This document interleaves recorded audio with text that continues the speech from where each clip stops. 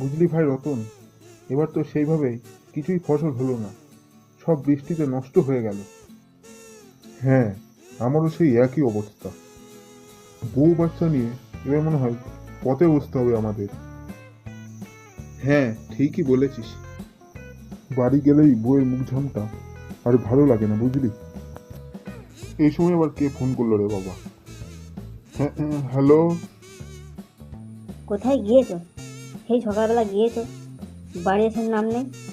বাড়ি এসে গিয়ে হ্যাঁ হ্যাঁ, যাচ্ছি বাবা, যাচ্ছি। জানিস বন্ধু, পুরুষ মানুষ আয়না করতে পারলে তার কোনো দাম নেই। ছোটবেলায় যদি মা বাবার কথা শুনে পড়াশোনা করতাম, তাহলে হয়তো এই অবস্থা হতো না আমাদের। যা হয়ে গেছে সেটা বাদ দে, নতুন করে কিছু করা যায় কি না সেটা ভাব। একটা কাজ করা যেতে পারে। কি কাজ রে? যদি আমরা সবজি কিনে হাটে বিক্রি করি, এতে আমাদের চাষও করা লাগবে না, আর লসও সেইভাবে হবে না।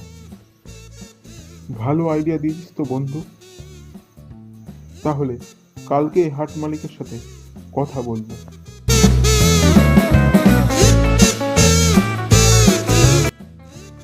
বলছি দাদা, আপনি একটা হাটে দোকান ভাড়া দেবেন আমাদেরকে? হ্যাঁ, অবশ্যই দেবো, দেবো না কেন। আচ্ছা, তাহলে আমরা কালকে থেকেই বসবো হাটে। হ্যাঁ, ঠিক আছে, আপনারা কালকে থেকে বসবেন। এরকমভাবে তারা ব্যবসা করতে লাগলো, আর জীবনে অনেক এগিয়ে গেল, আর তাদের কোনো অভাব রইল না। এর থেকে শেখা গেল যে জোট বেঁধে কাজ করলে তা সফল হওয়া যায়।